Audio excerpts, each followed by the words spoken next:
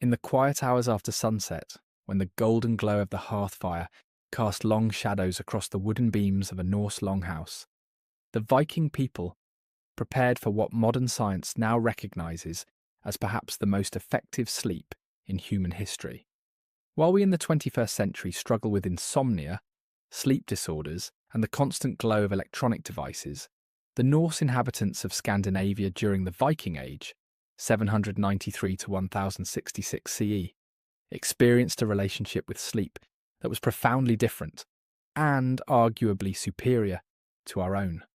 The notion that people from a culture often characterized by raiding and warfare might have enjoyed exceptional sleep quality may seem counterintuitive. Yet the evidence suggests that the environmental conditions, cultural practices, and lifestyle factors of Viking Age Scandinavia created a perfect storm of circumstances conducive to restorative sleep. From the natural rhythms of their days to their sleeping environments, from their dietary habits to their philosophical approach to rest, the Norse people embodied sleep practices that modern sleep scientists now desperately recommend to their sleep-deprived patients. Archaeological findings from sites across Scandinavia, Iceland, and the Norse settlements in the British Isles, combined with literary evidence from the sagas and Eddas, reveal a culture whose sleep patterns were deeply attuned to natural cycles. Unlike our modern obsession with 8 consecutive hours of sleep, a relatively recent historical development, the Vikings embraced sleep patterns that worked in harmony with their environment, their bodies, and their cultural needs. This article explores the multifaceted reasons why Viking sleep practices may have been the most effective in human history.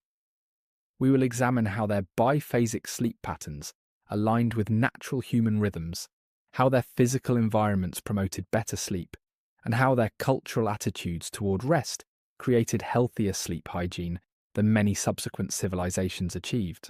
By understanding the sleep practices of the Norse people, we gain not only historical insight, but potentially valuable lessons for improving our own troubled relationship with sleep in the modern world. As we journey through the sleeping habits of the Viking Age, we will meet characters like Thorvald the shipbuilder, whose winter sleep routine in his coastal Norwegian homestead reveals much about Norse sleep environments, and Astrid the healer, whose knowledge of sleep-inducing herbs was passed down through generations. Through these historically grounded examples, we can glimpse the lived experience of sleep during this fascinating period of human history. The evidence suggests a provocative conclusion. Despite their reputation as fierce warriors and explorers, the people of the Viking Age may have been among the most well-rested humans in history, a quality that perhaps contributed to their remarkable achievements in navigation, craftsmanship, and cultural expansion. As we shall see when it comes to sleep, we modern humans have much to learn from our Norse ancestors. The modern world's obsession with consolidated 8-hour sleep is a historical anomaly, a product of industrialization, artificial lighting, and rigid work schedules rather than human biology. Archaeological evidence and saga accounts suggest that the Vikings, like many pre-industrial societies, practiced what sleep historians call biphasic, or segmented sleep, a pattern that may have been far more aligned with our natural biological rhythms. The evidence for Viking biphasic sleep. The Old Norse language itself provides clues to this sleep pattern. The sagas frequently mention fyrsta svefn, first sleep, and references to waking in the middle of the night for various activities before returning to odia svefn, second sleep. While these terms don't appear consistently enough to form conclusive evidence alone, they align with what we know about pre-industrial sleep patterns across Europe. In the Grettis saga, the titular hero Grettir Asmundarson is described as rising after his first sleep to tend to household matters before returning to his bedding later in the night. Similarly, in Egil's saga, there are references to characters waking in the dead of night to conduct business or conversations before returning to sleep until dawn. Archaeological evidence from Viking settlements supports this textual evidence. Excavations at Jorvik, modern-day York in England, a significant Viking settlement, revealed household layouts conducive to nighttime activity. Fire pits in longhouses show evidence of being maintained throughout the night, suggesting regular waking periods. The natural pattern of Viking sleep. Based on this evidence and our understanding of pre-industrial sleep patterns, a typical Viking sleep schedule likely followed this pattern. After sunset, particularly during the long winter nights that dominate Scandinavian latitudes, the household would gather around the central hearth. As darkness fell completely, usually a few hours after sunset, they would retire for their first sleep. This might last approximately 4 hours, after which many would wake naturally. This midnight waking period, lasting perhaps 1 to 2 hours, was not considered insomnia or a sleep disorder as we might classify it today, but rather a normal and expected part of the night. During this time, Vikings might tend to the fire, check on livestock, engage in quiet conversation, perform religious rituals, or even visit neighbours. Consider Bjorn Haraldsson, a farmer from the Trondheim region of Norway. Archaeological evidence from similar farmsteads suggests that, after his evening meal, and perhaps some storytelling around the fire, Bjorn would retire to his sleeping platform as darkness fell completely, around 7 or 8 p.m. in winter. After sleeping deeply for about 4 hours, he might wake around midnight, add wood to the central hearth, check on his valuable livestock, perhaps drink some ale or water, and possibly discuss the next day's work with family members who were also awake. After an hour or so of such activities, he would return to his sleeping platform for his second sleep until dawn. The biological basis for biphasic sleep. Modern sleep science has begun to recognise that biphasic sleep may actually be more natural for humans than our modern consolidated sleep pattern. Research by historian A. Roger Ekirch, who documented hundreds of historical references to segmented sleep in pre-industrial Europe, suggests that this pattern was the norm throughout human history until artificial lighting changed our relationship with darkness. The human body naturally produces a surge of prolactin during the midnight waking period of biphasic sleep, a hormone associated with a sense of calm and well-being. Additionally, the natural circadian rhythm tends to include a period of heightened alertness a few hours after falling asleep, which aligns perfectly with the biphasic pattern. For Vikings living at northern latitudes, biphasic sleep would have been particularly adaptive. During winter, when darkness could last 16 to 20 hours, in parts of Scandinavia, attempting to sleep continuously for such long periods would have been biologically impractical. The midnight waking period broke the long dark hours into manageable segments while allowing necessary tasks to be completed. Seasonal variations in Viking sleep. The extreme seasonal variations in daylight at northern latitudes would have created significant seasonal differences in Viking sleep patterns. During summer, when daylight could last 20 hours or more in parts of Scandinavia, sleep would necessarily be compressed into shorter periods. The sagas occasionally mention the difficulty of sleep during the nightless nights of midsummer.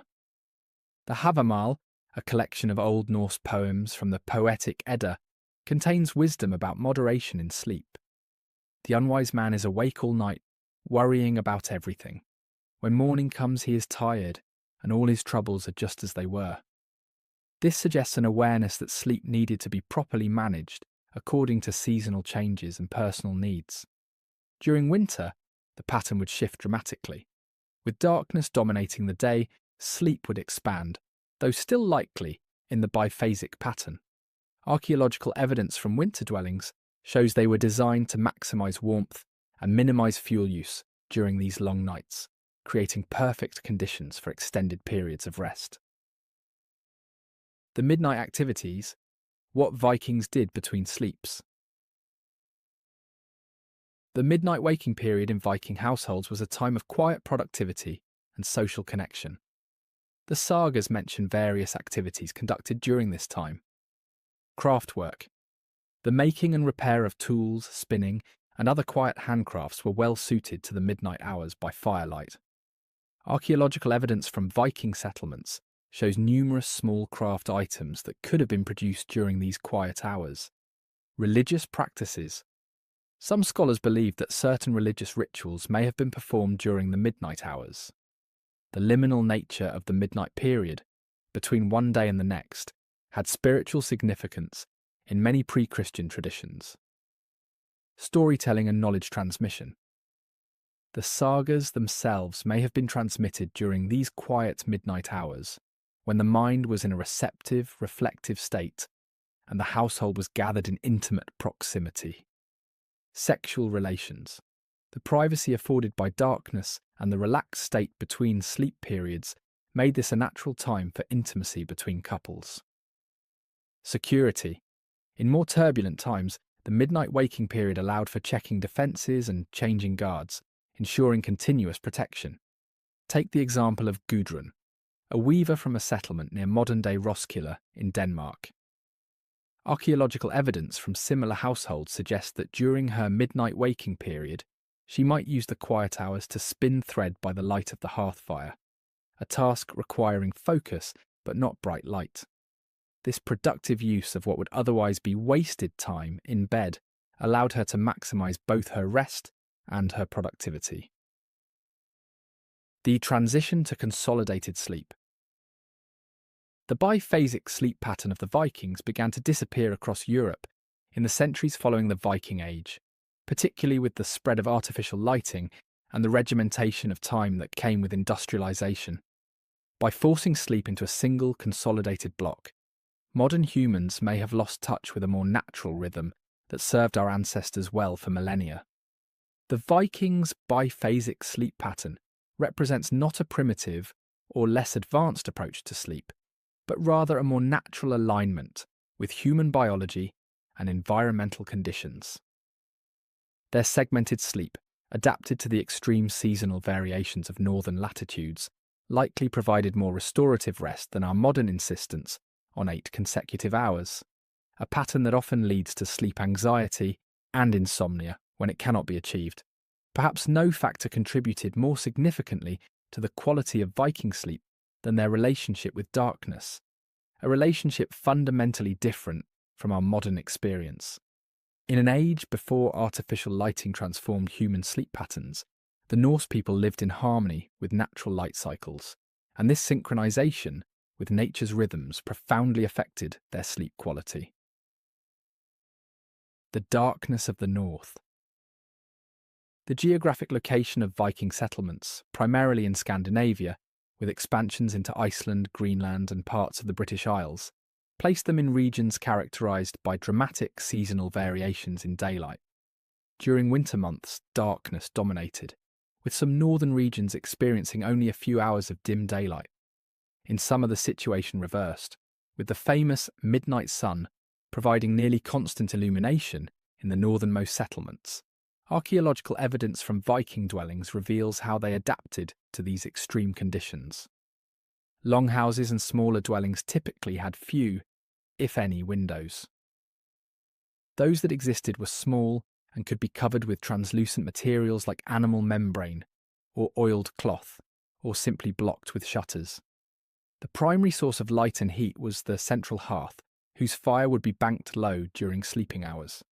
This created an environment of profound darkness during sleeping periods, a darkness far more complete than most modern humans ever experience. Even on clear moonlit nights, the interior of Viking dwellings would have been characterized by a darkness that modern sleep researchers now recognize as optimal for human sleep. The biological impact of true darkness. Modern sleep science has identified the critical importance of darkness for quality sleep. Darkness triggers the production of melatonin, the hormone that regulates sleep-wake cycles. Without sufficient darkness, melatonin production is suppressed, leading to difficulty falling asleep, reduced sleep quality, and potential long-term health consequences.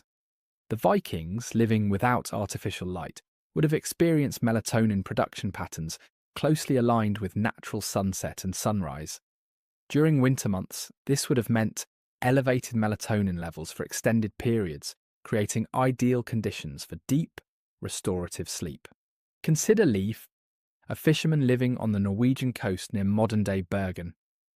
Archaeological evidence from similar coastal settlements suggests that his winter sleep environment would have been characterized by nearly complete darkness from mid-afternoon until late morning. With only the dim glow of banked coals in the hearth providing minimal illumination, his pineal gland would have produced melatonin at optimal levels for 12 to 16 hours each day during winter months. A study published in the Journal of Sleep Research found that when modern subjects were exposed to natural light cycles without artificial lighting for just 1 week, their sleep patterns rapidly synchronized with sunset and sunrise, and melatonin production increased by 30%. The Vikings lived their entire lives in such conditions, suggesting they likely experienced consistently optimal melatonin production. The Vikings were not, of course, without any form of artificial light. They used fires, oil lamps, and candles made from tallow or beeswax. However, these light sources differed fundamentally from modern lighting in ways that preserved sleep quality. First, these light sources produced primarily yellow-red spectrum light, rather than the blue spectrum light that most severely suppresses melatonin production. Modern research has shown that exposure to blue light, common in LEDs and screens, in the evening can delay melatonin production by up to 3 hours. The warm spectrum light of Viking fires and candles would have had minimal impact on their circadian rhythms. Second, these light sources were relatively dim. Archaeological experiments with reconstructed Viking oil lamps and candles suggest they produced between 5 to 20 lumens of light, compared to a modern LED bulb's 800 to 1,500 lumens. This low light level would have been insufficient to significantly suppress melatonin production. Third, artificial light was used sparingly due to the effort and resources required to produce it. Candles and oil for lamps were relatively expensive in terms of labour and materials. The sagas occasionally mention the careful use of lighting resources, suggesting that artificial light was used judiciously rather than wastefully. The Havamal contains wisdom that could be interpreted as addressing the importance of darkness for sleep. The wise guest has his ways when he comes to the feast, silent attention and thought. This could suggest the value placed on quiet, darkened environments for restoration. The extreme seasonal variations in daylight at northern latitudes presented unique challenges for sleep regulation. During the winter months, the abundance of darkness made obtaining sufficient sleep relatively straightforward. However, the summer months, with their extended daylight, required cultural adaptations. Archaeological evidence from Viking settlements shows the use of thick curtains or hangings that could be used to create artificial darkness during summer sleeping periods. These were typically made of heavy wool, which would have been effective at blocking the midnight sun. In Iceland, some dwellings show evidence of sleeping areas built into the thickest parts of the turf walls, creating naturally darkened sleeping spaces, regardless of external light conditions. The sagas mention the use of specific sleeping arrangements during summer months. In Egil's saga, there are references to sleeping chambers being arranged to minimize light exposure. This suggests a cultural awareness of the importance of darkness for sleep quality, even during periods when natural darkness was scarce. The Vikings' relationship with natural light cycles extended beyond the simple day-night dichotomy. Evidence suggests they were acutely aware of lunar cycles and their potential impact on sleep. The Old Norse calendar was primarily lunar, and several surviving artifacts show detailed tracking of lunar phases. Full moon nights, which provide significantly more illumination than moonless nights, are occasionally mentioned in the sagas in connection with difficulty sleeping or increased activity. Snorri Sturluson, in the Prose Edda, references the moon's influence on natural cycles, suggesting an awareness of its potential impact on human rhythms as well. Modern research has confirmed that lunar cycles can indeed influence human sleep, with studies showing that people take longer to fall asleep and experience reduced deep sleep during full moon phases, even when they cannot see the moon. The Vikings' awareness of these natural cycles likely led to behavioural adaptations. Archaeological evidence from several settlements suggests that certain activities were planned according to lunar phases, potentially including adjustments to sleep timing and duration. The sleep-friendly relationship with darkness that characterised the Viking Age began to change in the centuries that followed. The increased use of candles, the development of better oil lamps, and eventually gaslighting and electric light progressively eroded the natural darkness that had supported human sleep for millennia.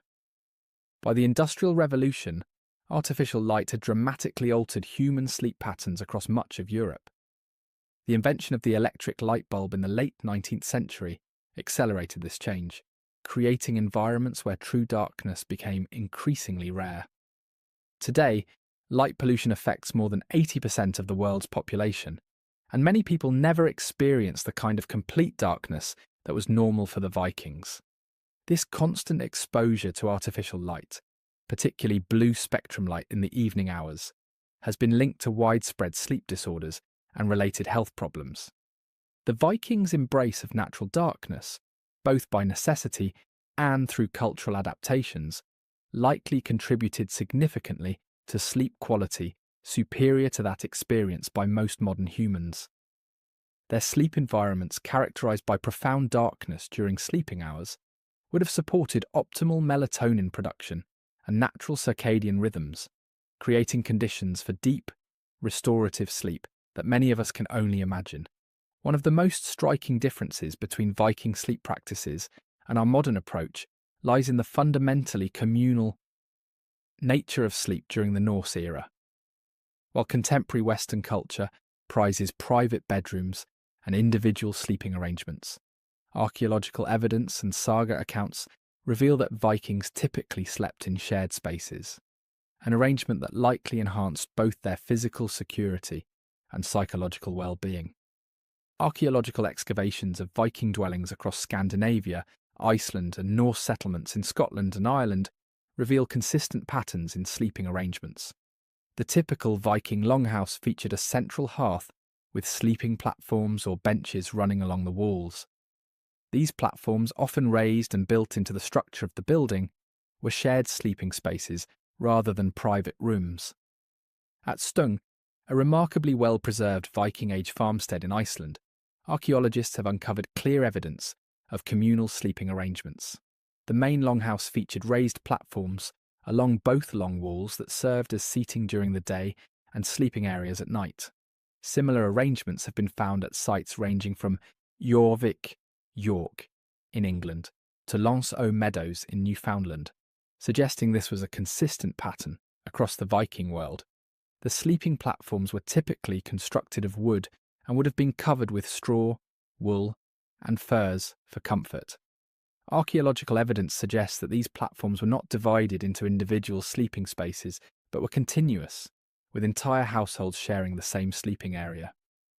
Based on archaeological findings and saga accounts, we can reconstruct typical sleeping arrangements in Viking households. The master of the household and his wife typically occupied the most favourable position on the sleeping platform, usually the section nearest the central hearth for warmth, and often slightly elevated or separated by subtle architectural features to denote status. Children, unmarried relatives and servants would occupy other sections of the same sleeping platform, arranged according to status and practical considerations. In larger households, there might be sleeping platforms on both sides of the longhouse, with the household head's family on one side and lower status members on the other. Consider the household of Gunnar Hammundarson, a wealthy farmer from southern Iceland whose homestead has been partially excavated. Archaeological evidence suggests his longhouse measured approximately 20 metres by 5.5 metres, with sleeping platforms running along both long walls. Gunnar, his wife Hallgerda, and their youngest children would have slept on the most favourable section of the platform, while older children, relatives and workers occupied other sections. During particularly cold winter nights, the entire household, perhaps 15 to 20 people, would have slept in the same space, their body heat contributing to the warmth of the building. This communal sleeping arrangement provided significant security benefits in an age when physical safety could not be taken for granted. With multiple people sleeping in the same space, there was always someone likely to wake if danger threatened.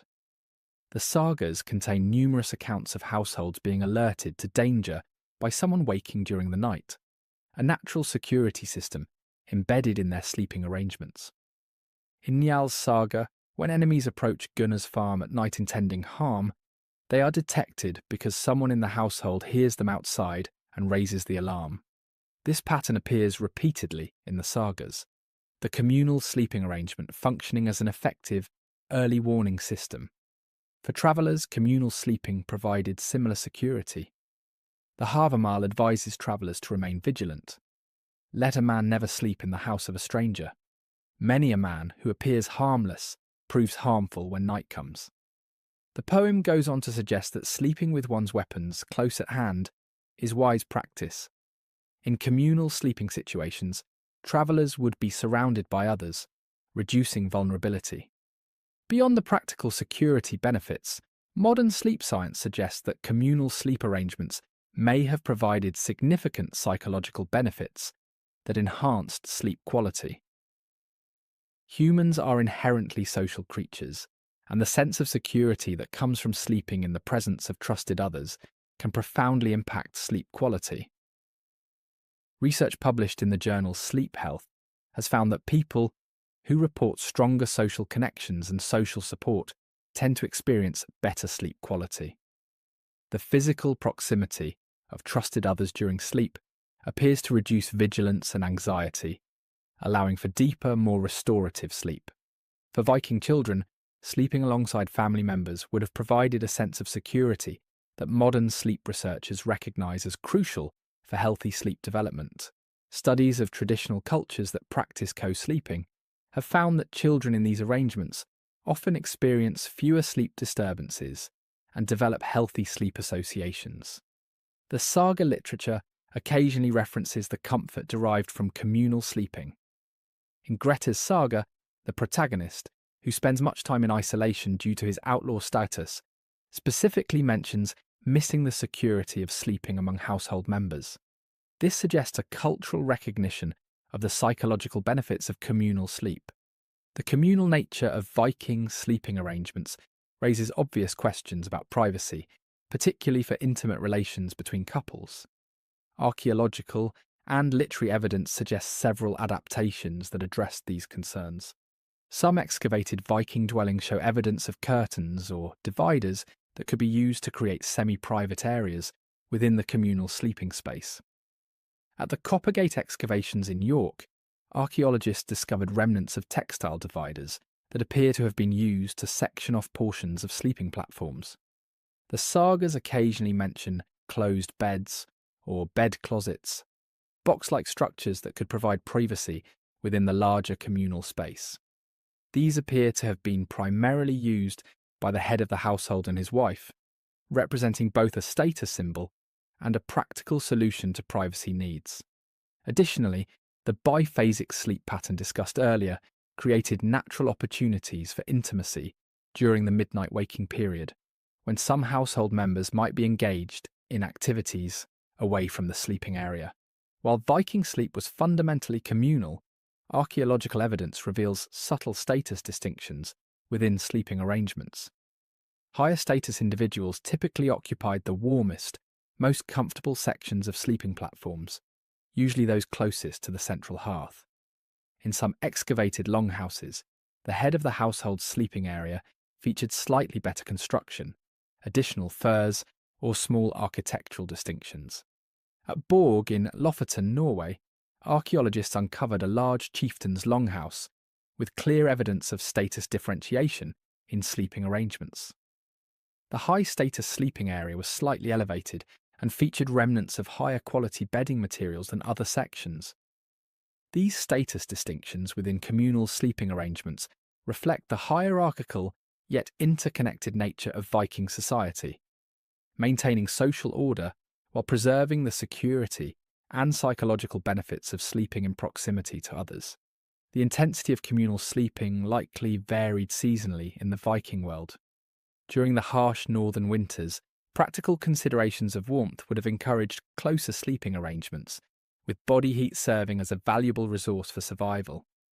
Archaeological evidence from several sites suggests that winter dwellings were often smaller and more heavily insulated than summer structures, creating more intimate sleeping conditions during cold months.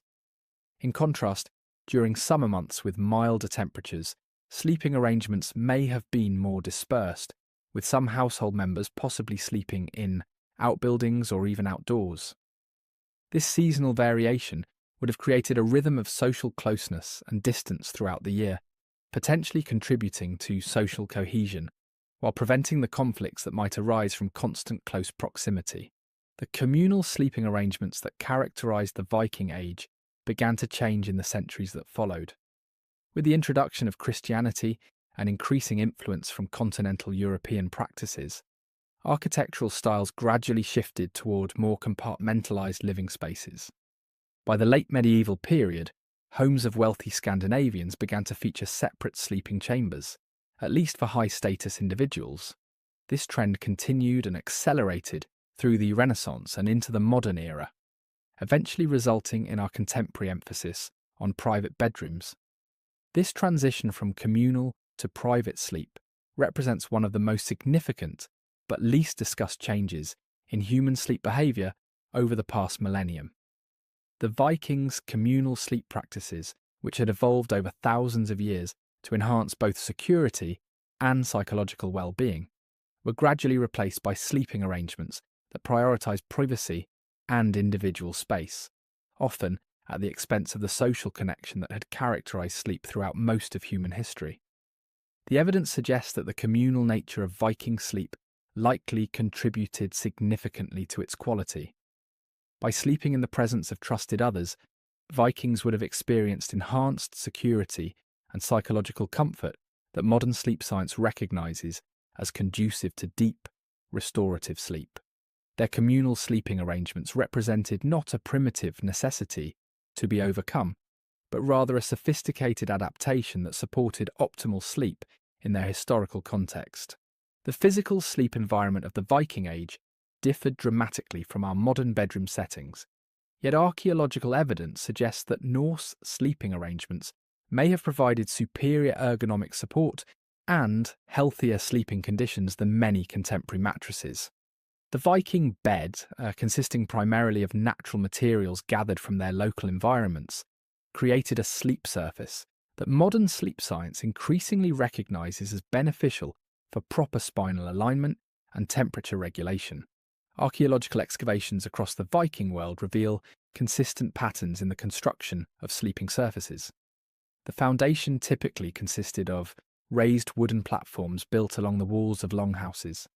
These platforms, constructed of split logs or planks, were generally 40 to 60 centimetres high and 1.5 to 2 metres wide, dimensions that allowed them to serve as seating during the day and sleeping areas at night. At the Fjords settlement in Denmark, archaeologists uncovered well-preserved sleeping platforms with evidence of careful construction. The wooden base was slightly angled toward the wall, creating a subtle incline that would have positioned sleepers' heads slightly higher than their feet, a configuration that modern sleep research suggests can improve circulation and reduce acid reflux during sleep. Similar platforms have been found at Viking settlements from Dublin to the Faroe Islands, suggesting this was a standard architectural feature across Norse culture. The wooden platform itself provided a stable, level foundation that prevented sleepers from coming into direct contact with the often damp ground, an important consideration in the humid northern climate. Upon these wooden platforms, Vikings created layered bedding using entirely natural materials. Archaeological evidence, combined with references in the sagas, suggests a typical arrangement of layers that provided both comfort and insulation. The base layer typically consisted of locally harvested straw or hay. At several archaeological sites, including settlements in Iceland and Greenland, preserved remnants of these straw mattresses have been recovered. Analysis of these remains reveals that the straw was typically changed seasonally and was often selected for softness, with certain types of grass apparently preferred. Straw, while seemingly primitive compared to modern mattresses, offers several advantages as a sleeping surface. It provides natural spring and flexibility, conforming somewhat to the body while still offering support. Modern ergonomic research suggests that moderately firm, responsive surfaces like this may be optimal for spinal alignment during sleep.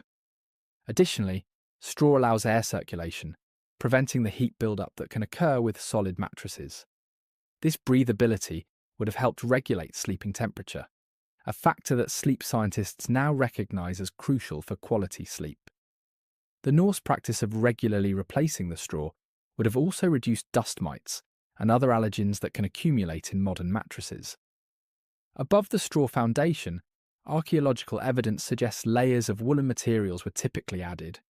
Textile fragments recovered from Viking burial sites and settlements indicate that coarse woolen blankets were common possessions, even in relatively modest households. Experimental archaeology, where researchers create and use replicas of Viking bedding, has demonstrated that these woolen layers provided excellent insulation properties. Wool retains its insulating capacity even when damp, a crucial advantage in the often humid Norse environment. Additionally, wool's natural lanolin content makes it somewhat water-resistant and inhibits bacterial growth, contributing to a healthier sleeping environment. The sagas occasionally mention abreda, coverings, made of wadmal, a coarse woolen cloth that was a staple of Viking textile production. These would have been placed over the straw layer to provide additional comfort and to prevent the straw from poking through. For those who could afford them, animal furs and skins formed the top layer of Viking bedding. Archaeological evidence from higher status burials and settlements reveals the use of bear, wolf, fox and sheep skins as prized bedding materials. At the Oseberg ship burial, which contained the remains of a high-status woman from 9th century Norway, multiple animal hides were found, suggesting their importance as status symbols and practical bedding. Similarly, the 10th century Mammon burial in Denmark contained fragments of bear fur that appears to have been used as bedding. Furs provided superior insulation and a soft sleeping surface. Modern sleep researchers have found that natural fur and wool can help regulate body temperature during sleep by wicking away moisture while providing insulation, creating what sleep scientists call a microclimate that remains relatively stable throughout the night. Consider Astrid, the wife of a prosperous farmer near what is now Trondheim, Norway.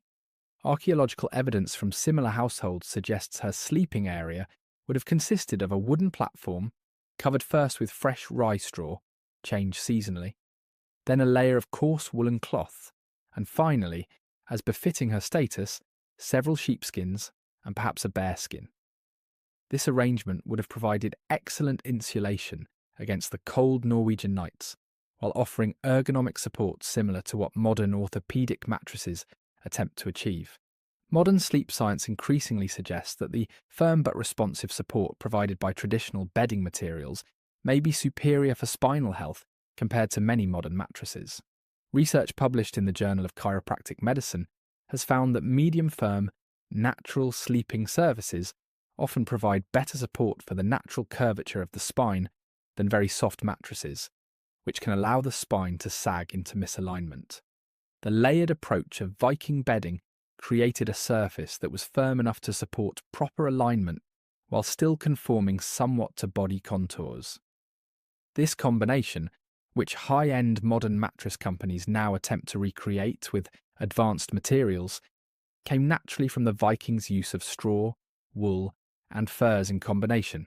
Additionally, the Viking practice of sleeping slightly inclined, with the head end of the platform often slightly higher, aligns with modern recommendations for those suffering from acid reflux or certain respiratory conditions. This natural incline would have facilitated easier breathing during sleep. One of the most significant advantages of Viking bedding materials was their superior temperature regulation, compared to many modern alternatives. Sleep scientists now recognise that maintaining an optimal body temperature is crucial for quality sleep, particularly for achieving and maintaining deep sleep phases. The natural materials used in Viking bedding, straw, wool and fur, all possess excellent temperature regulating properties. They provide insulation when needed, while allowing excess heat and moisture to dissipate. Modern synthetic materials often trap heat and moisture, leading to sleep disruptions when the body overheats during the night. Archaeological evidence suggests that Vikings adjusted their bedding seasonally. Excavations at several sites show different compositions of bedding materials in structures identified as summer versus winter dwellings. This seasonal adaptation would have further enhanced temperature regulation throughout the year. The Viking approach to head support during sleep also differs from our modern expectation of soft, fluffy pillows. Archaeological evidence suggests that headrests were typically firm, often consisting of a small leather or wool cushion stuffed with feathers, wool, or even moss. At the Coppergate excavations in York, archaeologists discovered a leather cushion that appears to have served as a pillow. Similar finds from other Viking settlements suggest that these headrests were relatively firm by modern standards.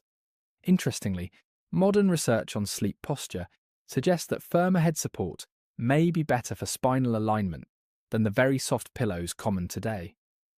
Studies have found that overly soft pillows can contribute to neck pain and poor sleep posture, while moderately firm support better maintains proper alignment of the cervical spine during sleep. As discussed in the previous section on communal sleep, Viking sleeping platforms were typically shared among multiple people. This arrangement had implications for the physical sleeping experience beyond the social aspects previously explored. Shared sleeping surfaces distribute weight differently than individual beds, creating natural depressions and support patterns that can actually enhance comfort. Modern sleep researchers studying traditional cultures have noted that shared sleeping surfaces often create natural nests that support the body's contours. Additionally, in the cold northern climate, shared body heat would have been a significant advantage, reducing the need for excessive layers of bedding that might restrict movement during sleep. The natural bedding materials that characterised the Viking Age remained common throughout much of Europe until relatively recently. The transition to raised bedsteads with stuffed mattresses began among the elite during the medieval period, but didn't reach common households until much later. By the 19th century, straw mattresses were being replaced by cotton and horsehair models, and by the mid-20th century, synthetic materials had largely replaced natural fibres in most Western bedding. This transition, while perceived as progress, may have sacrificed some of the ergonomic and temperature-regulating benefits of traditional bedding. Recent trends in natural and organic bedding represent, in some ways, a return to principles that would have been familiar to the Vikings. The increasing popularity of wool mattress toppers, natural latex, and even straw-filled mattresses, now marketed as high-end orthopedic options, suggests a rediscovery of the benefits that Viking sleepers took for granted. The Viking bed, with its combination of firm support, natural temperature regulation, and regularly refreshed materials, likely provided an excellent foundation for quality sleep. While lacking the plushness we associate with luxury bedding today, the Norse sleeping surface offered ergonomic benefits that many modern mattresses attempt to recreate with advanced technology and materials, a testament to the sophisticated practicality of Viking sleep arrangements. While the Vikings are often remembered for their martial prowess and seafaring adventures, archaeological and literary evidence reveals a sophisticated understanding of medicinal plants, including those used to promote sleep and treat sleep disorders. The Norse pharmacopoeia included numerous herbs that modern science has confirmed possess sedative, anxiolytic, and sleep-enhancing properties. These natural sleep aids, combined with the environmental factors previously discussed, likely contributed significantly to the quality of Viking sleep. Archaeological excavations at Viking settlements have yielded substantial evidence of medicinal herb use. Pollen analysis from middens refuse heaps, and from residues in cooking vessels reveals the presence of numerous plants known for their sedative properties. At Jorvik, York, archaeologists discovered preserved seeds and plant remains including valerian, Valeriana officinalis, hops, Humulus lupulus, and linden, Tilia species, all plants with documented sleep-promoting properties. Similar findings have emerged from excavations in Dublin, Hedeby, and various Scandinavian sites, suggesting widespread knowledge of these plants' properties. Particularly telling are finds from what appear to be healers' or herbalists' dwellings.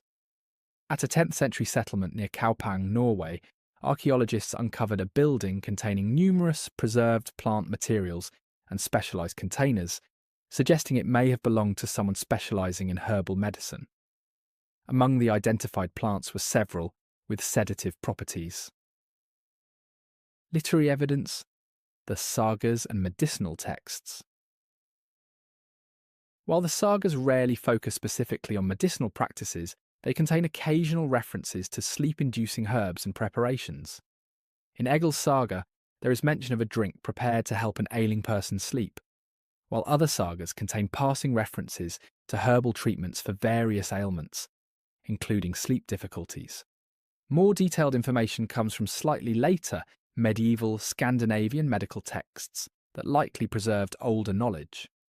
The 13th century Harpestrang Lægebog, Henrik Harpestrang's medical book, written in Denmark but drawing on older traditions, contains numerous references to herbs used for sleep, including detailed instructions for their preparation and use. These sources, combined with the broader European medical tradition that Vikings would have encountered in their travels, suggest a well-developed understanding of sleep-promoting herbs. The Viking sleep pharmacopoeia. Based on archaeological findings and historical texts, we can identify several key herbs that would have been used to promote sleep in the Viking Age. Valerian, Valeriana officinalis. Archaeological evidence confirms the Vikings cultivated and used valerian, a plant native to Europe with powerful sedative properties. Modern research has validated valerian's effectiveness, with studies showing it reduces sleep latency, the time it takes to fall asleep, and improves sleep quality. Valerian root contains valerianic acid, which affects GABA receptors in the brain similar to modern benzodiazepines, but without the same risk of dependency. Hops, Humulus lupulus. While best known today as a beer ingredient, hops have a long history as a sedative. Archaeological evidence confirms Viking-era use of hops, both in brewing and medicinal preparations.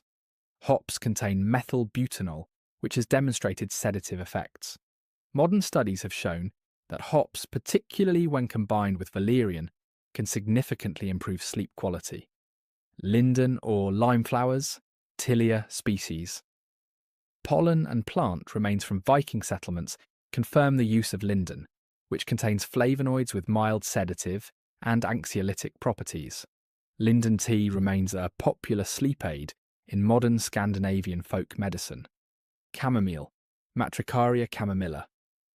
Archaeological evidence suggests chamomile was known and used medicinally by Vikings. Its mild sedative effects come from apigenin, a flavonoid that binds to benzodiazepine receptors in the brain. Modern studies have confirmed chamomile's effectiveness for improving sleep quality. Lavender, Lavandula angustifolia. While not native to Scandinavia, lavender was likely encountered by Vikings in their travels and possibly cultivated in some settlements. Archaeological evidence from Viking trading centres shows lavender was among the imported medicinal herbs. Modern research has demonstrated that lavender's scent alone can improve sleep quality by decreasing heart rate and blood pressure. Passion flower, Passiflora incarnata. Although this is more speculative, there is some evidence suggesting Vikings who reached North America may have encountered and brought back passion flower, which Native Americans used as a sedative.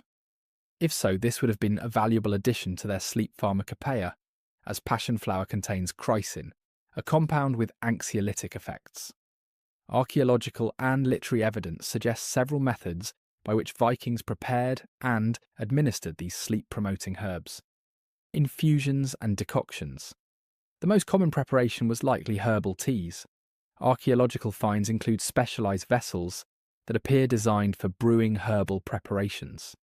The sagas occasionally mention medicinal drinks, and later Nordic medical texts provide specific instructions for preparing herbal infusions. Alcoholic extractions. Vikings were skilled brewers, and evidence suggests they created medicinal alcoholic preparations similar to modern tinctures. Alcohol effectively extracts many of the active compounds in sedative herbs and would have enhanced their absorption. Smoke inhalation. Some herbs, particularly hops and lavender, may have been added to fires for their aromatic properties. Archaeological evidence from several sites shows specialised containers that may have been used for burning aromatic substances. Herbal pillows. Later Nordic folk medicine includes the tradition of herbal pillows stuffed with sedative herbs. While direct archaeological evidence of this practice from the Viking Age is lacking, it represents a plausible use of these plants. The use of medicinal herbs in Viking culture likely had both practical and ritualistic dimensions. These sagas suggest that healing was often associated with magical or spiritual practices, and the administration of herbal remedies probably incorporated elements of ritual. Archaeological evidence from several sites shows what appear to be ritualistic arrangements of herbs and specialized containers, in contexts suggesting medicinal use. This suggests that the effectiveness of herbal sleep aids may have been enhanced by the psychological impact of ritual administration, what modern medicine would recognize as a placebo effect supplementing the herb's pharmacological properties. Consider Thora, a healer from a settlement near modern-day Roskilde in Denmark. Archaeological evidence from similar contexts suggests she would have maintained a garden of medicinal herbs, including valerian and chamomile. For a person suffering from sleep difficulties, she might prepare a strong decoction of valerian root, enhanced with hops and sweetened with honey.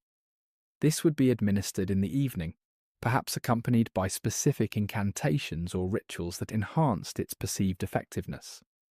The combination of the herb's genuine pharmacological properties and the psychological impact of their ritual administration would likely have produced significant improvements in sleep quality. Seasonal variations in herbal sleep aids. The extreme seasonal variations in daylight at northern latitudes would have necessitated different approaches to sleep aids throughout the year. Archaeological and literary evidence suggests awareness of this need. During the long winter nights when obtaining sufficient sleep was less problematic, milder herbs like chamomile and linden might have been preferred. During summer, with its extended daylight, stronger sedatives like valerian and hops would have been more valuable for inducing sleep despite the ambient light. Some archaeological evidence suggests seasonal harvesting patterns for different medicinal herbs, with some collected and dried in larger quantities at specific times of year, suggesting awareness of their optimal potency cycles. An important consideration when comparing Viking herbal sleep aids to modern pharmaceutical alternatives is their relative safety profile. Modern sleeping medications, while effective, often carry risks of dependency, tolerance, and side effects. The herbal remedies used by Vikings generally have much milder side effect profiles and lower risks of dependency. Modern research has confirmed that herbs like valerian, hops, and chamomile can improve sleep quality without the risks associated with many prescription sleep aids. While less potent than modern pharmaceuticals, their gentler action may actually have been advantageous for regular use, allowing Vikings to enhance sleep quality without developing tolerance or dependency. Additionally, the Vikings' apparent practice of using different herbs, seasonally and in varying combinations, would have further reduced the risk of developing tolerance to any particular remedy. Perhaps the most significant advantage of the Viking approach to sleep aids was their integration into a holistic sleep environment. Unlike modern sleep medications, which often attempt to force sleep in environments and schedules hostile to natural sleep patterns, Viking herbal remedies worked in concert with their natural light exposure, physical activity patterns, and sleep environment. This integrated approach likely enhanced the effectiveness of their herbal sleep aids. Modern sleep research has shown that the same sleep aid can have dramatically different effects depending on whether it's used in conjunction with good sleep hygiene practices or in isolation. The Vikings' use of herbal sleep remedies within a lifestyle already conducive to good sleep would have maximised their effectiveness while minimising any potential drawbacks, a sophisticated approach that anticipated modern integrative medicine by a millennium. The archaeological and literary evidence suggests that Vikings possessed a nuanced understanding of sleep-promoting herbs that modern science has largely validated. Their herbal sleep aids, used within the context of lifestyle and environmental factors already conducive to good sleep, likely contributed significantly to sleep quality superior to that experienced by many modern humans relying on pharmaceutical interventions within sleep-hostile environments. The relationship between diet and sleep quality is increasingly recognized by modern sleep science, yet it represents an area where Viking practices may have inadvertently created near-optimal conditions for restorative sleep. Archaeological evidence combined with literary sources and our understanding of Norse food culture suggests that Viking dietary patterns supported healthy sleep through their timing, composition, and preparation methods. Archaeological evidence and saga accounts indicate that Vikings typically followed a meal pattern significantly different from modern eating habits. Their primary meal, called dagverja, day meal, or undawn in some regions, was consumed in the mid-morning after several hours of activity. A second substantial meal, nattverda, night meal, was eaten in the late afternoon or early evening, well before bedtime. This pattern meant that Vikings typically finished their last substantial meal several hours before sleep, a practice that modern sleep research has shown significantly improves sleep quality. Studies published in the Journal of Clinical Sleep Medicine have demonstrated that eating close to bedtime, particularly consuming heavy or high-fat meals, can disrupt sleep architecture by delaying the onset of REM sleep and reducing sleep efficiency. The timing of Viking meals appears to have been primarily dictated by practical considerations, particularly the availability of daylight for work and the need to prepare and consume food during visible hours. However, this pragmatic schedule inadvertently created an optimal fasting period before sleep that modern research suggests enhances melatonin production and improves sleep quality. Consider Halfdan, a farmer from the Trondheim region. Archaeological evidence from similar farmsteads suggests his household would consume their final meal around 4 to 5 p.m. during winter months, allowing 3 to 4 hours of digestion time before retiring, as darkness deepened around 8 to 9 p.m. This natural interval between eating and sleeping would have allowed his digestive processes to substantially complete before sleep began, preventing the sleep disruptions associated with active digestion during the early sleep phases. Analysis of archaeological remains, including food residues, middens, refuse heaps, and human remains with isotope analysis, provides detailed information about the Viking diet. This evidence reveals several aspects of Norse nutrition that likely supported healthy sleep. High protein content. Archaeological evidence shows that the Viking diet was relatively high in protein from both animal and plant sources. Protein-rich foods contain significant amounts of tryptophan, an amino acid that serves as a precursor to serotonin and melatonin, both crucial neurochemicals for healthy sleep. Modern research has shown that adequate dietary protein, particularly when consumed earlier in the day rather than immediately before sleep, supports optimal sleep architecture. Omega-3 fatty acids. Isotope analysis of Viking remains consistently shows high levels of marine-derived nutrients, confirming the importance of fish in the Norse diet. Fatty fish, which archaeological evidence shows were dietary staples in many Viking communities, are rich in omega-3 fatty acids. Modern research has demonstrated a strong correlation between omega-3 consumption and improved sleep quality, with studies showing that higher blood levels of DHA, a type of omega-3, are associated with better sleep. Complex carbohydrates. Archaeological evidence, including carbonized grain remains and grinding tools, shows that barley, rye, and oats were staples of the Viking diet. These whole grains provide complex carbohydrates that modern research has linked to improved sleep quality. Studies have shown that high glycemic carbohydrates consumed close to bedtime can reduce sleep latency, while the complex carbohydrates typical of the Viking diet, consumed earlier in the day, provide sustained energy without the sleep-disrupting blood sugar fluctuations associated with simple carbohydrates. Limited refined sugar. The Viking diet was notably low in simple sugars, with honey being the primary sweetener, and used sparingly due to its value. Modern research has demonstrated that high sugar consumption, particularly close to bedtime, can significantly disrupt sleep architecture by causing blood sugar fluctuations throughout the night. Fermented foods. Archaeological evidence shows that fermented foods, including ska, a yogurt-like dairy product, fermented fish, and various preserved vegetables, were important components of the Viking diet. These foods support gut health, which emerging research suggests plays a crucial role in sleep quality through the gut-brain axis and the production of sleep-regulating neurotransmitters. Several specific foods common in the Viking diet have been identified by modern research as particularly beneficial for sleep. Fatty fish.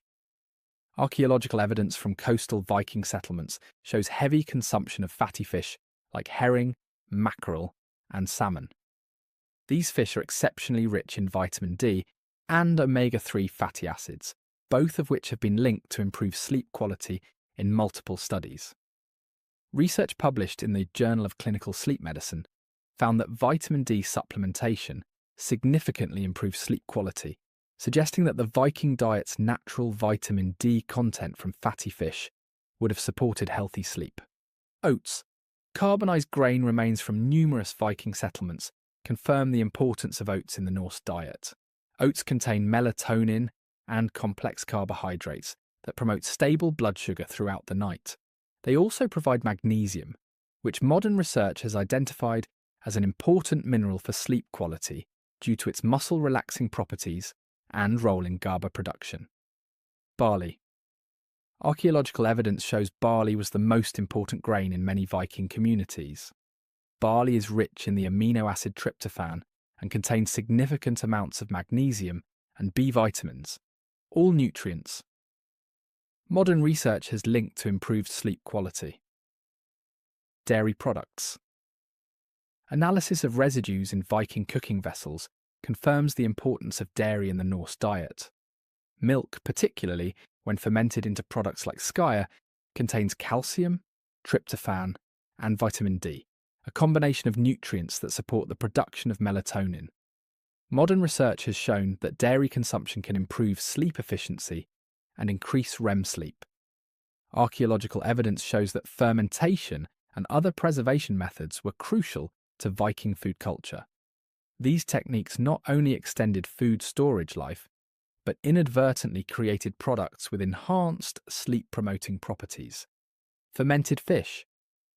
Analysis of residues from Viking food vessels confirms the practice of fermenting fish. This process increases the bioavailability of the omega-3 fatty acids that modern research has linked to improved sleep quality.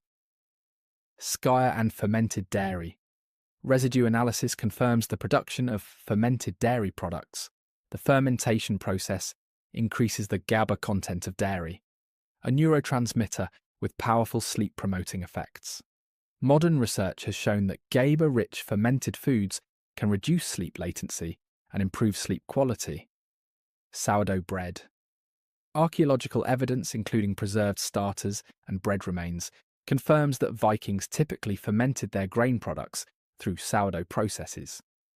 This fermentation reduces the phytic acid content of grains, increasing the bioavailability of sleep-promoting minerals like magnesium and zinc. The Viking diet showed significant seasonal variations that likely impacted sleep patterns throughout the year. Archaeological evidence from middens shows clear seasonal patterns in food consumption that would have affected sleep. Winter diet. During winter months, preserved foods dominated the Viking diet. These included dried and fermented fish, smoked meats and stored grains, all foods that modern research has shown contain higher levels of certain sleep-promoting compounds compared to their fresh counterparts. For example, the fermentation and curing processes increase the availability of tryptophan in many foods. Summer diet. Archaeological evidence shows that summer diets included more fresh vegetables, fruits and dairy. These foods are rich in antioxidants and minerals that support melatonin production. The natural synchronization of diet with seasonal light changes may have helped Vikings maintain healthy sleep despite the dramatic seasonal variations in daylight at northern latitudes. Analysis of Viking drinking vessels and well constructions confirms the importance of adequate hydration in Norse culture. Water, ale, with lower alcohol content than modern beer, and whey-based drinks appear to have been the primary beverages. Modern sleep research has established that proper hydration is crucial for quality sleep. while dehydration can fragment sleep and increase awakening frequency. The Viking practice of consuming moderate amounts of liquid throughout the day, rather than large amounts close to bedtime, which can cause nighttime awakening for urination, aligns with modern recommendations for sleep-supporting hydration patterns. Archaeological and literary evidence confirms that alcohol, primarily in the form of ale and mead, was consumed in Viking culture, often in substantial quantities during feasts and celebrations. However, several factors suggest that routine alcohol consumption may have been more moderate and less disruptive to sleep than in many modern contexts. Lower alcohol content, analysis of residues from Viking brewing vessels suggests their everyday ale had significantly lower alcohol content, typically 2 to 3%, than modern beer. Modern research has shown that while high alcohol consumption severely disrupts sleep architecture, particularly REM sleep, low to moderate consumption has less significant impacts. Timing of consumption.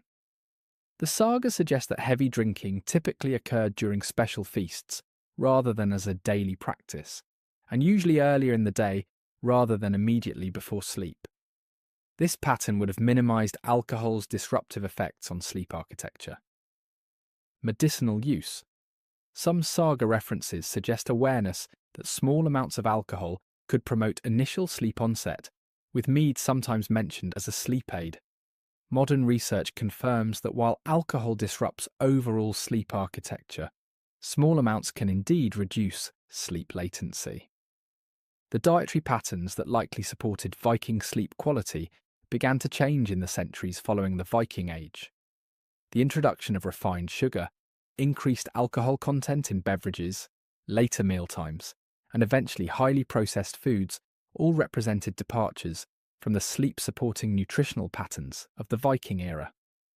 By the Industrial Revolution, many Europeans were consuming their largest meal in the evening, often close to bedtime, a significant change from the Viking pattern of eating the final meal well before sunset.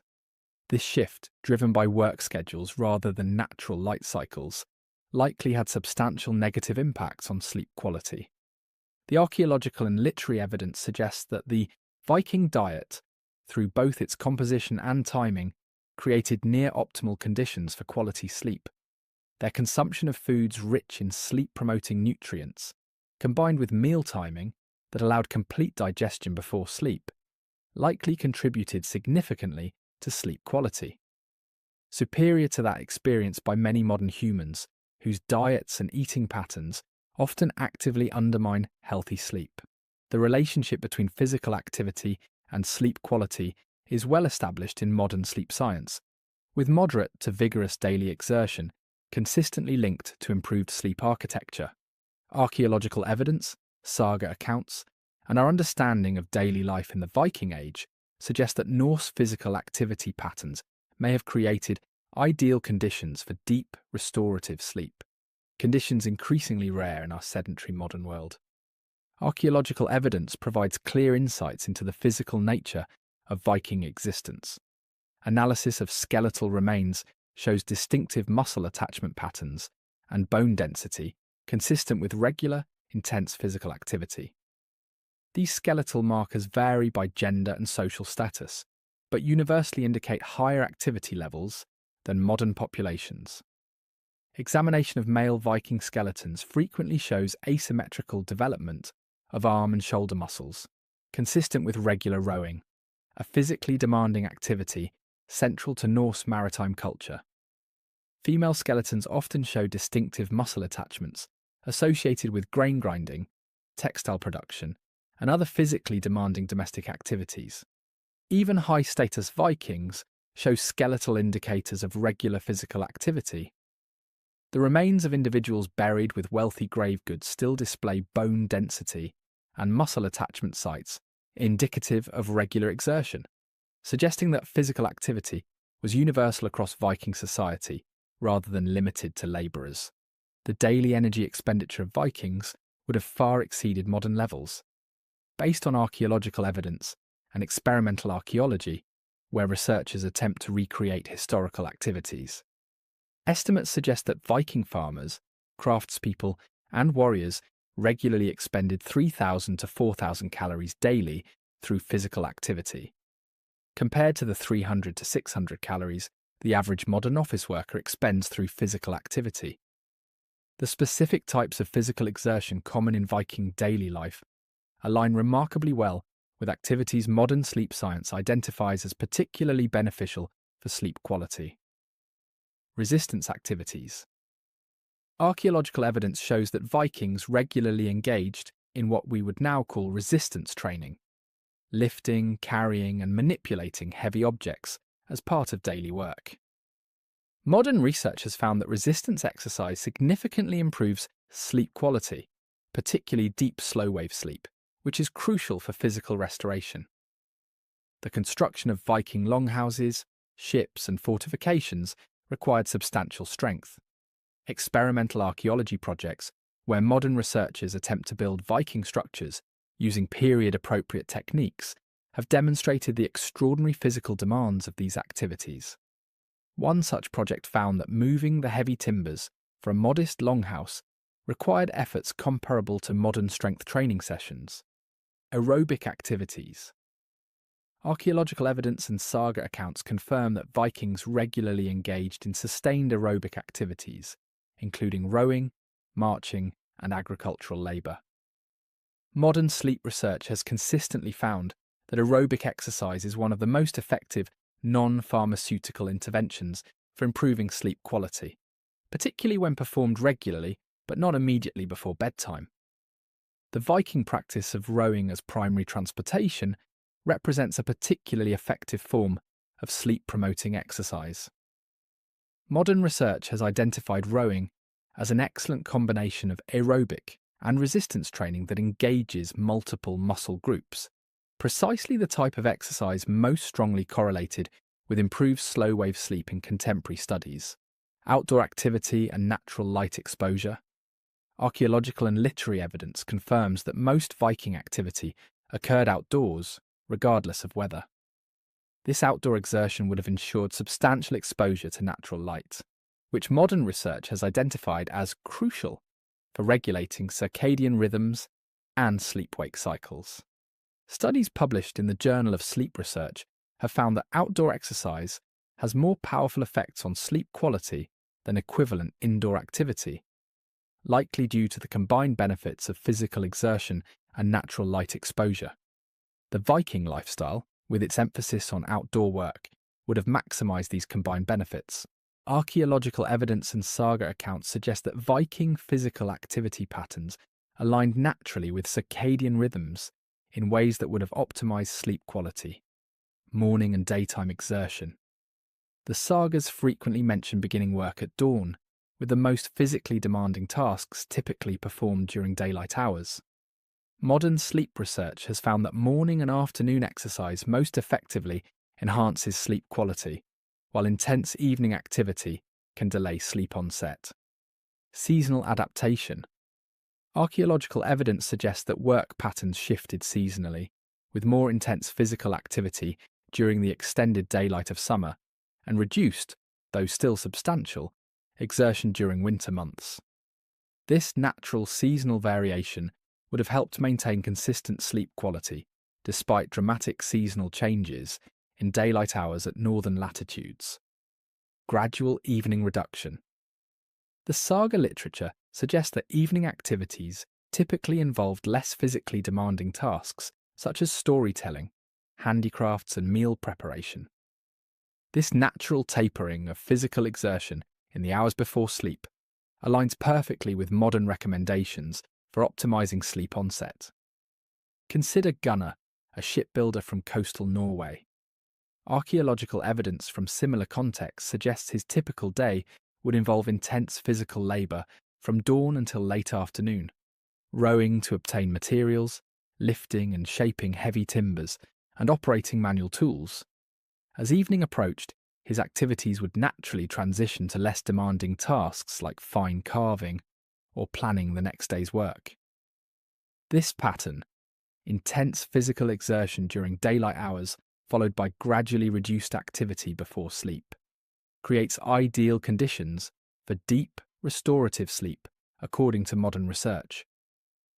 While the Vikings engaged in substantial daily physical activity, archaeological and literary evidence suggests they also recognized the importance of rest and recovery, creating a balanced approach to exertion that would have supported optimal sleep. Seasonal rest periods. The saga literature references Jolavild, Yule rest, a period during the darkest winter months when physical labour was reduced and rest was emphasised. Modern research has found that periodic deloading phases are crucial for preventing the sleep disruptions associated with overtraining. Bathing and recovery practices.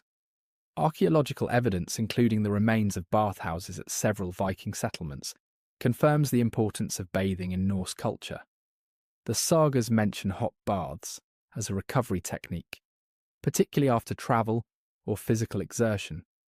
Modern research has identified warm bathing, especially 1 to 2 hours before bedtime, as an effective way to improve sleep quality by facilitating the natural drop in core body temperature that signals the body to sleep. Awareness of fatigue. The saga literature suggests a cultural awareness of the importance of adequate rest. The Havamal advises moderation in all things, including work, and contains wisdom that could be interpreted as recognizing the importance of sufficient recovery. Cattle die, kindred die, every man is mortal, but the good name never dies of one who has done well. This suggests a long-term perspective that would support sustainable work patterns rather than constant exhaustion. Archaeological and literary evidence suggests that much Viking physical work was performed communally, often accompanied by songs, stories, or competitive elements.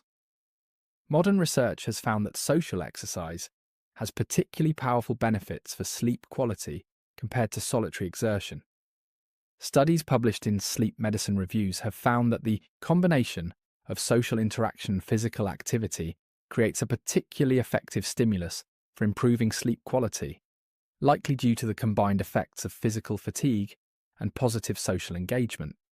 The communal nature of Viking work, from rowing ships to raising buildings, would have maximised these combined benefits.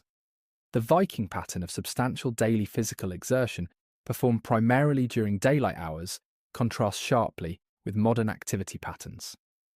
Today, many people engage in minimal physical activity throughout the day, exercise intensely in the evening, if at all, perform physical activity indoors under artificial light, experience little seasonal variation in activity levels.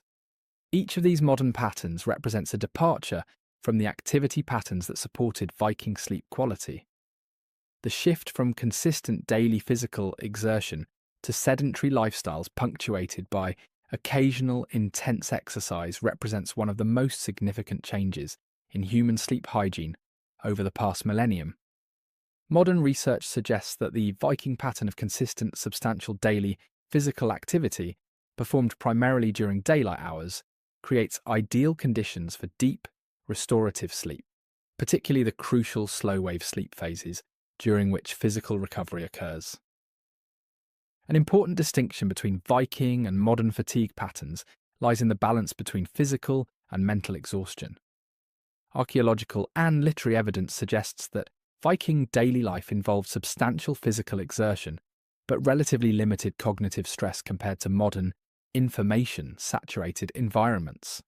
Modern sleep research has found that physical fatigue generally enhances sleep quality, while mental, cognitive fatigue and stress often undermine it. The Viking balance of high physical demands with lower cognitive stress represents a particularly sleep-friendly combination, according to contemporary sleep science.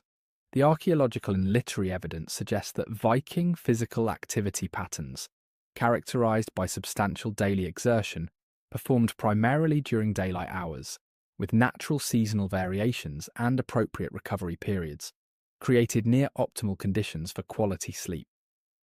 Their combination of resistance and aerobic activities, performed outdoors and often socially, would have provided powerful sleep-enhancing benefits that many modern humans, despite our advanced knowledge of exercise physiology, fail to achieve in our sedentary, artificially lit environments.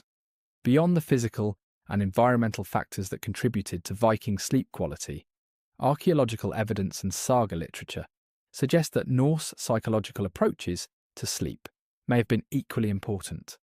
Their cultural attitudes toward rest, their methods of managing anxiety, and their spiritual beliefs about sleep created mental conditions conducive to the deep, restorative sleep that modern humans often find elusive. The saga literature reveals a Norse culture that valued proper rest without fetishizing sleep or developing anxiety about it, a balanced approach that modern sleep psychology recognizes as optimal for sleep quality. The Havamal, a collection of Old Norse poems from the Poetic Edda, contains several verses that could be interpreted as addressing the importance of moderation in sleep. A man should not sleep all the morning through. He who grasps at wealth is often without wisdom. This suggests a cultural value placed on rising with purpose, while other verses warn against excessive vigilance and worry. The unwise man is awake all night and ponders everything over. When morning comes, he is weary in mind, and all is a burden as ever. These complementary perspectives suggest a balanced approach that valued adequate sleep without excessive concern about it.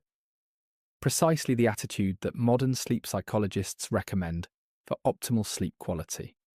The Norse cultural approach appears to have treated sleep as a natural, necessary part of life, rather than either a luxury to be minimized or a problem to be solved. This balanced attitude contrasts sharply with both medieval Christian ascetic traditions that sometimes viewed sleep reduction as spiritually virtuous, and our modern productivity-obsessed culture that often treats sleep as an inefficiency to be minimized. The Viking approach, valuing adequate rest while maintaining clear purpose, represents a psychological middle path that modern sleep psychology recognizes as most conducive to healthy sleep. Archaeological evidence and saga accounts confirm the importance of evening storytelling in Norse culture. The physical evidence includes the arrangement of seating around central hearths in longhouses, creating natural storytelling spaces, while the literary evidence includes numerous references to evening saga telling as a common activity. Modern sleep psychology has identified the importance of cognitive decompression before sleep, transitional activities that help the mind shift from active problem solving to the relaxed state conducive to sleep onset. The Viking practice of evening storytelling would have served this function perfectly, providing entertainment while allowing listeners to mentally disengage from the concerns of the day.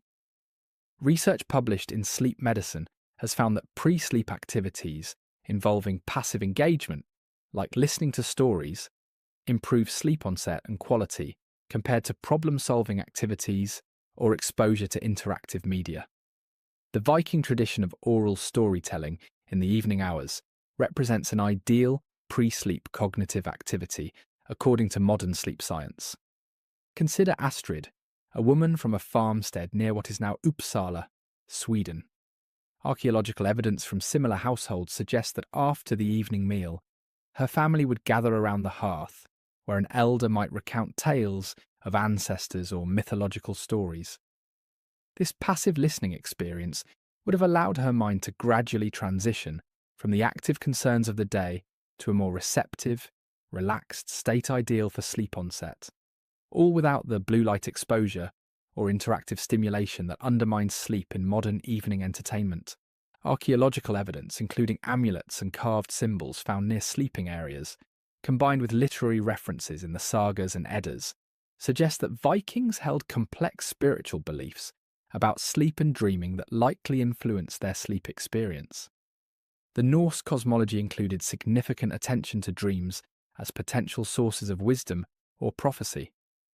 In numerous sagas, including Gisla Saga and Laxdæla Saga, dreams are portrayed as meaningful experiences that provide guidance or warnings.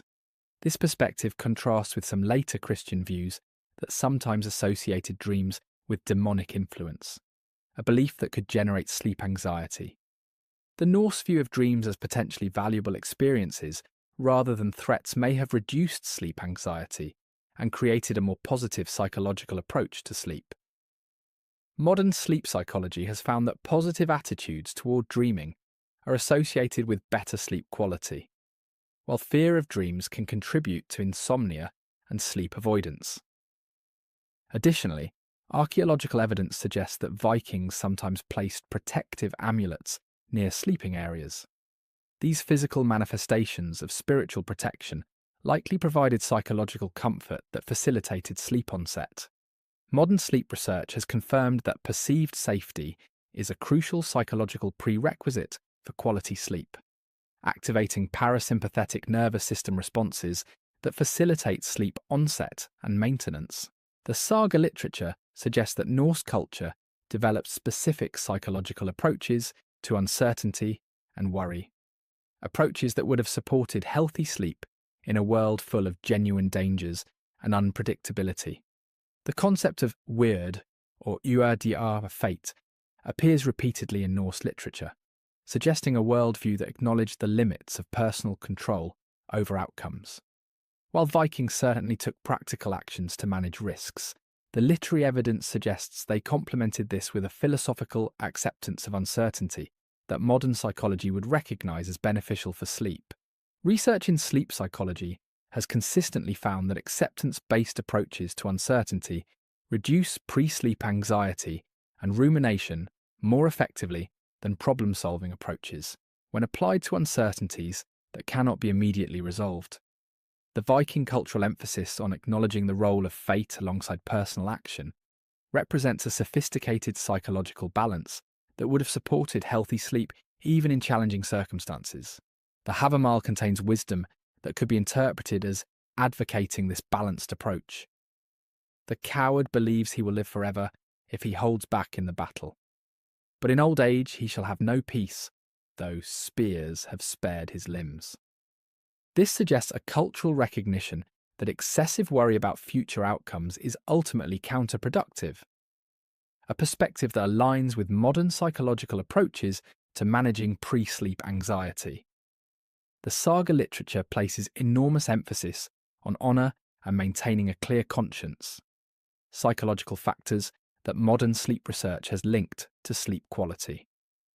Numerous psychological studies have found that moral distress and guilt significantly impair sleep quality, while a sense of moral consistency supports healthy sleep. The Viking cultural emphasis on maintaining honour and addressing conflicts directly, rather than through deception, would have supported this aspect of sleep hygiene. The sagas contain numerous examples where characters are unable to sleep due to unresolved moral issues or dishonourable actions. In Gisla Saga, the protagonist experiences severe sleep disturbances after a secret killing, suggesting a cultural recognition of the connection between moral peace and sleep quality. This emphasis on moral clarity as a prerequisite for restful sleep aligns with modern psychological research on moral injury and its impact on sleep.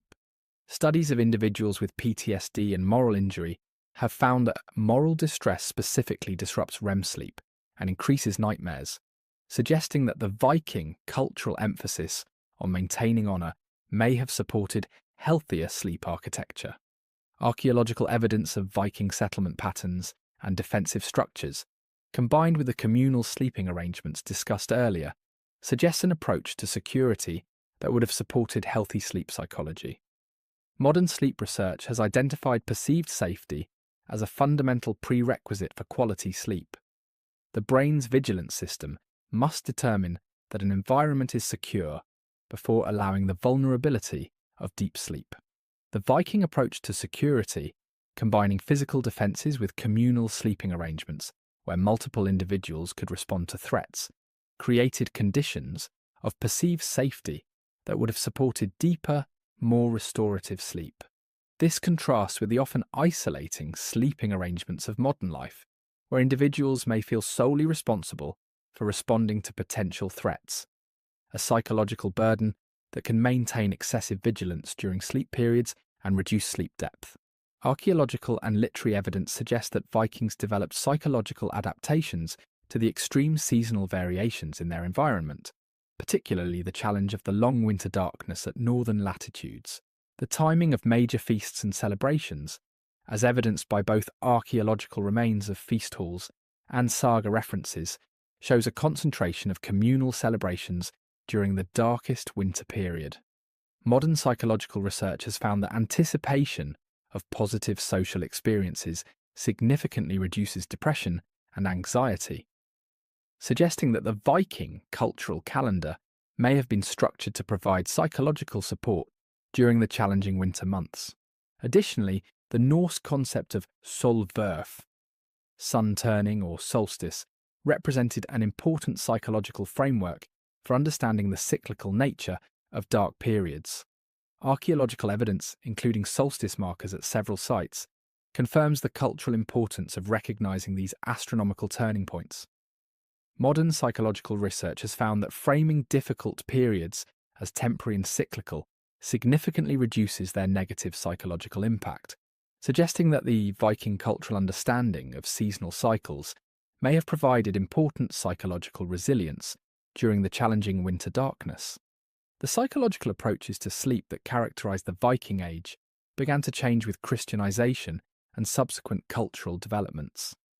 The introduction of concepts like acedia, spiritual sloth, and religious practices involving intentional sleep disruption, such as the monastic practice of nocturnal prayers, represented significant departures from the more balanced Norse approach to sleep.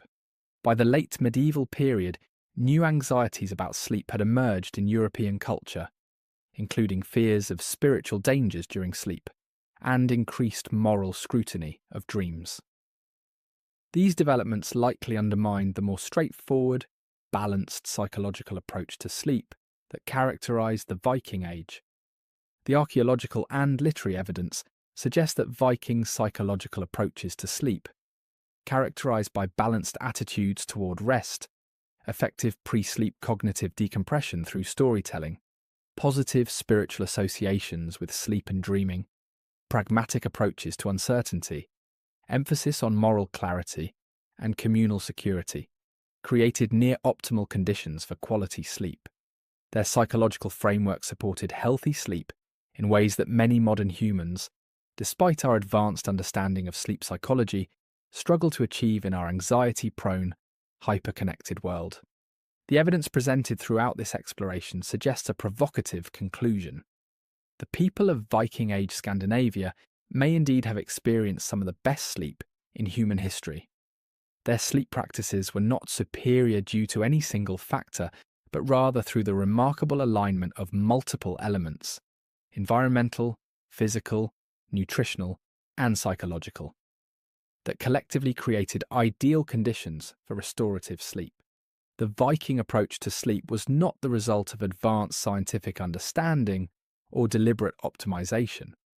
Rather, it emerged organically from their way of life, their environmental conditions, and their cultural practices. Yet modern sleep science increasingly validates the effectiveness of these ancient patterns, suggesting that in our quest for better sleep, we might look not only forward to new technologies, but also backward to wisdom embedded in traditional practices. What made Viking sleep particularly effective was the integration of multiple sleep-supporting factors into a coherent whole.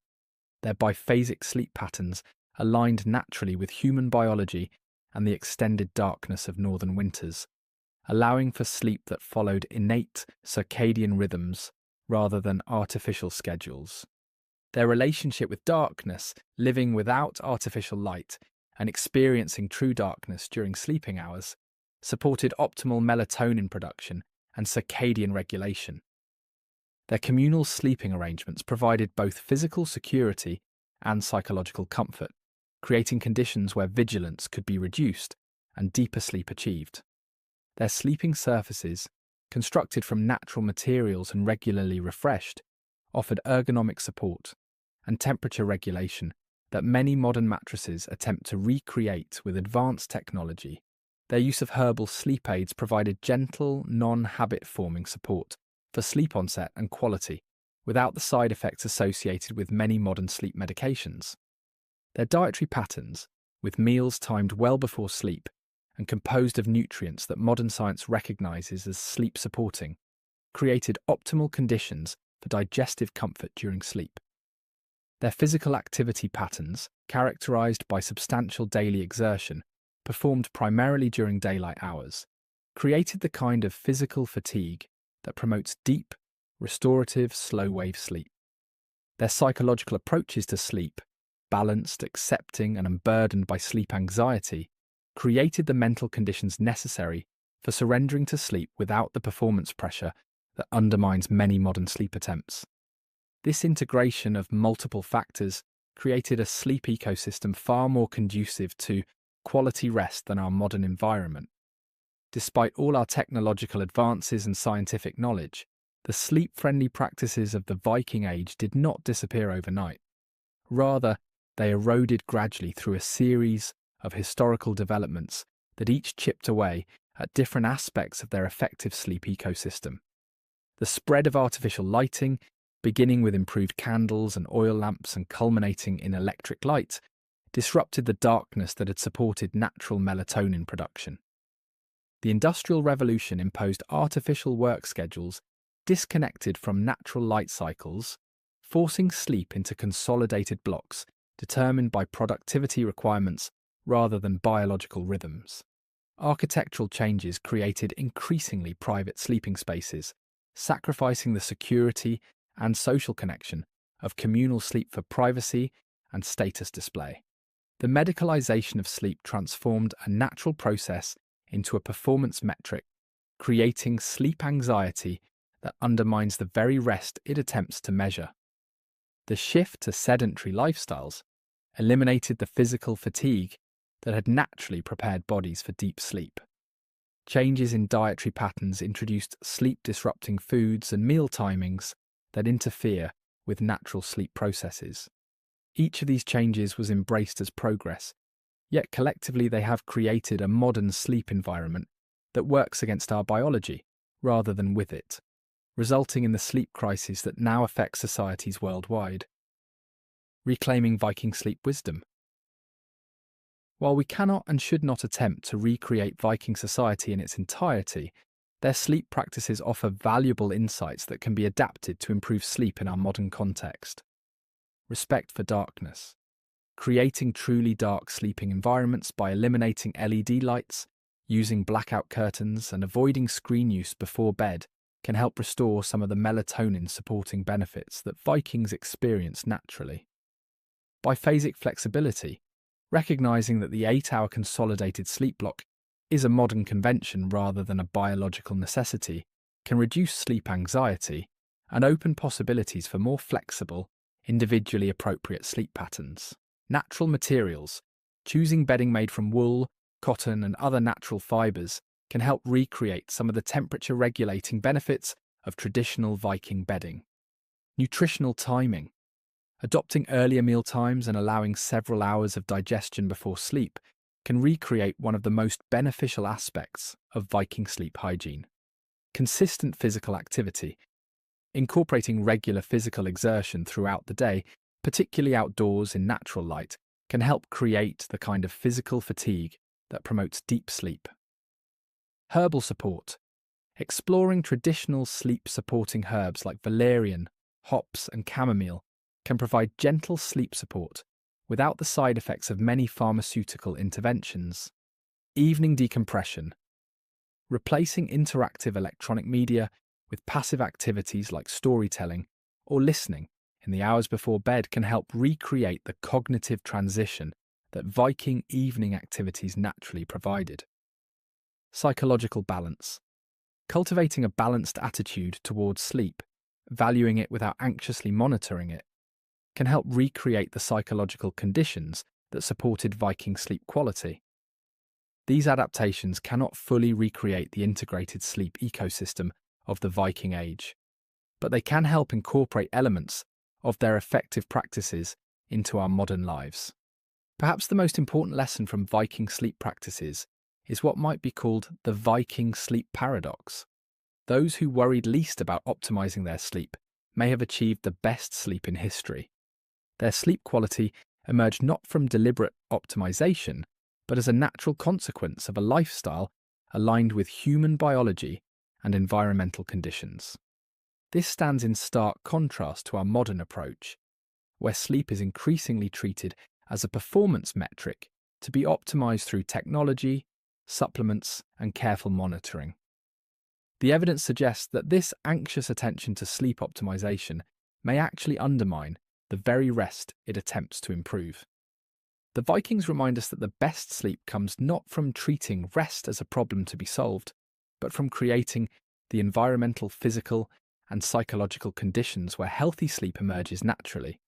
Their approach, living in harmony with natural cycles, maintaining physical activity, eating appropriately, and approaching sleep with balanced attitudes, created conditions where good sleep was the default rather than an achievement. In our quest for better sleep, perhaps the most valuable insight from the Viking Age is not any specific technique or practice, but this fundamental shift in perspective. Rather than trying to optimize sleep directly, we might focus on creating the conditions where healthy sleep patterns emerge naturally from our daily lives. The people of Viking Age Scandinavia likely experienced some of the best sleep in human history, not because they knew more about sleep than we do, but because they lived in ways that naturally supported the sleep processes our bodies evolved to require. By understanding their practices and the principles behind them, we can work to reclaim some of that lost sleep wisdom and apply it within our modern context, not by becoming Vikings, but by recognizing the timeless human needs their lifestyle inadvertently satisfied. As we navigate our modern sleep challenges, the Norse people of 1,000 years ago offer us not just historical curiosity, but practical wisdom. The best sleep comes not from conquering rest through force of will and technology, but from creating the conditions where healthy sleep naturally flourishes. In this, as in their legendary journeys, the Vikings have charted a path we would be wise to follow.